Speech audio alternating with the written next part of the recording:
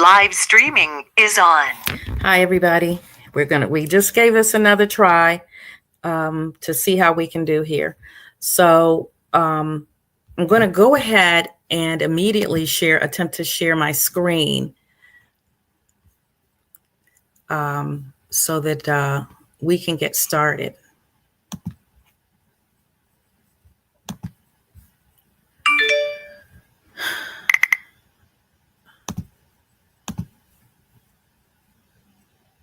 Why is it not allowing me to share?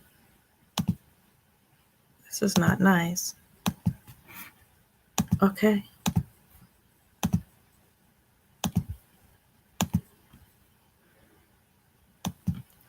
Okay, I'm going to go ahead and do the lesson without being able to share the screen with you. I'm going to give you the gist of what we're talking about today then. It's just, there we go. There we go. See y'all? Okay, so I'm going to jump right in. Sorry that it's not. There we go. Lovely. All right, so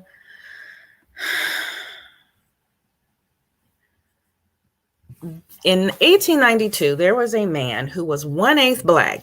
You heard what I said? 1/8 Black, which means that he was less than 10%. No, he was a little over 10% Black. And that would make him about 90% white. He tried to get on a train, a rail car, and they had Blacks and whites. This is after the Civil War, in separate cars. And he tried to get on the white car. And he said it wasn't that he was mixed. And remember, one drop made you Black, which was totally insane.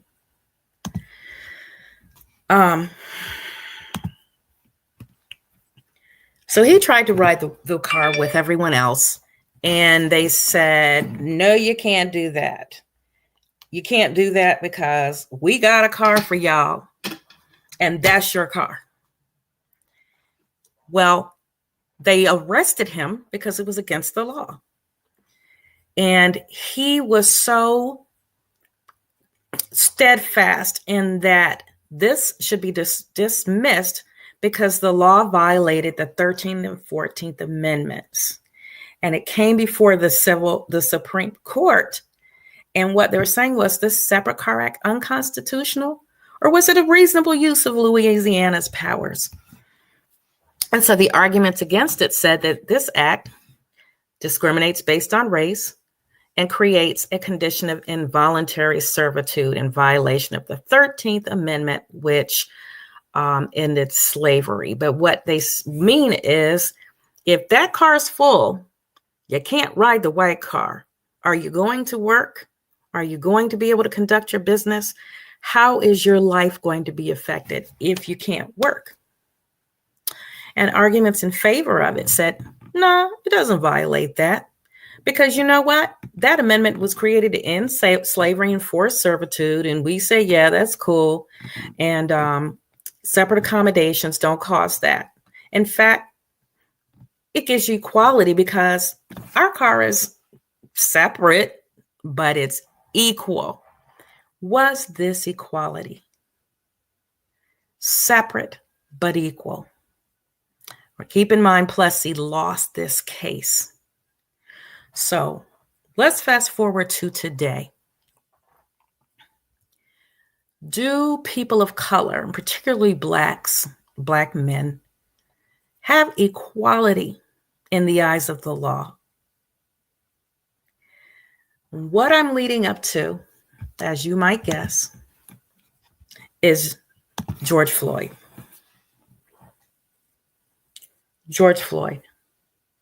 And some of the cases you've heard since that time. George Floyd, did he get equal treatment? Did he get equality? Was his life, which is a constitutional right to life, liberty, and the pursuit of happiness, in our own local Daniel Prude, was he given equality?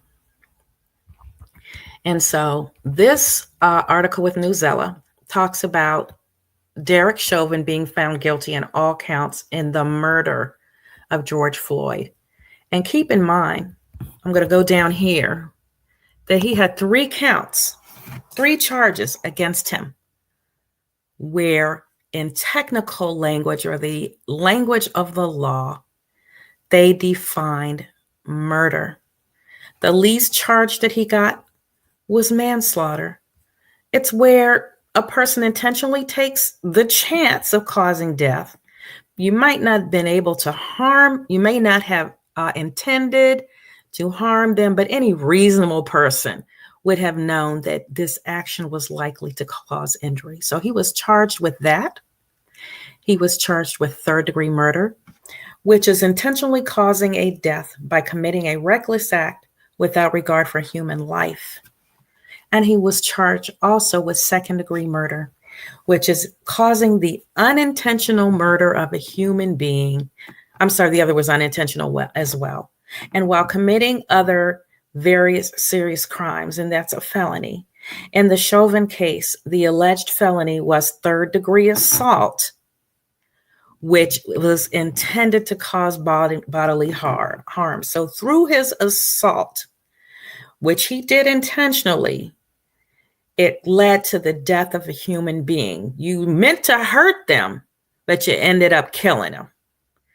So he was charged with all 3 of these charges and found guilty of all 3 of those charges.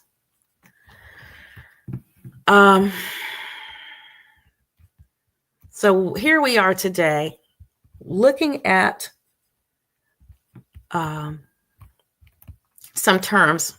The word here, equality, is it implied in the fact that Derek Chauvin was found guilty in the murder of George Floyd? Do we imply now that we have equality in the criminal justice system? I don't know. But is this language informational? You see, when we talk about purpose and tone, it's not always pure. Okay, so here we're reporting the news. And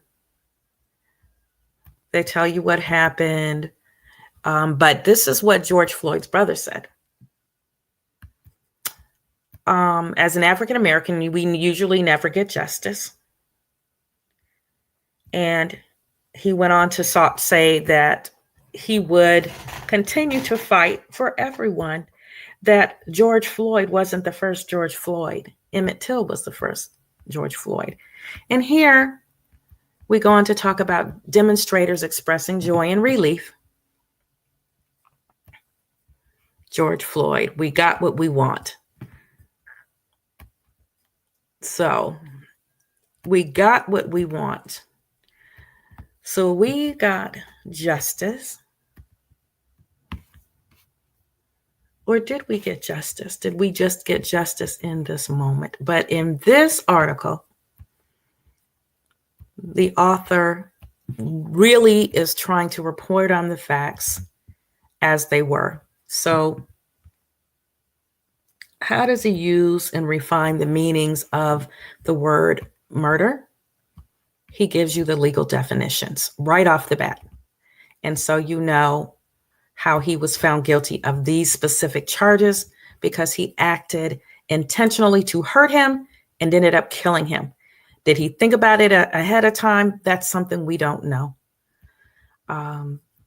But in both cases, you have refinement of meanings, whether you agreed or not, in Plessy versus Ferguson, that as long as we give you separate and equal, it's okay. No one has violated your laws. And I just wanted you to compare the two. Please take a look at this. This is your assignment to read it. Again, you can have it read aloud to you. Derek Chauvin found guilty on all counts in the murder of George Floyd. By USA Today. Adapted by Newsela staff. Published April 21st, 2021. Former police officer Derek Okay. So if you need this to be read to you, that is fine. It's not a long article. It's just basically a summary of that day. And what I would like for you to do is to tell me how the author uses a term over in this text. How does the author of this article, published by U.S. News Today, so it was in the news, it's in the news today. So how does the writer of this article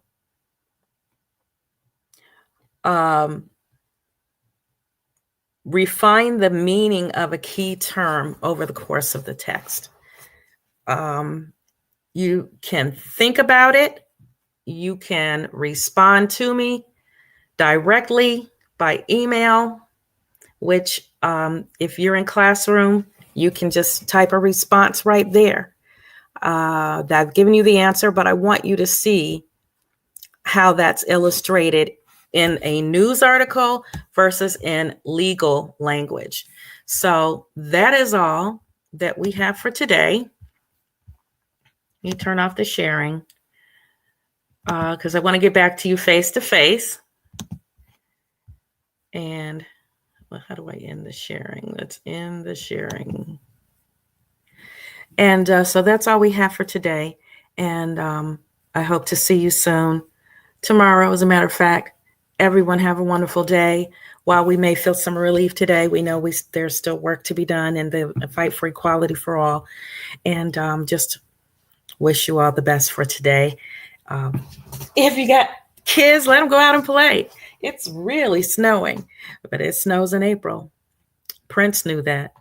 Talk to you later. Goodbye.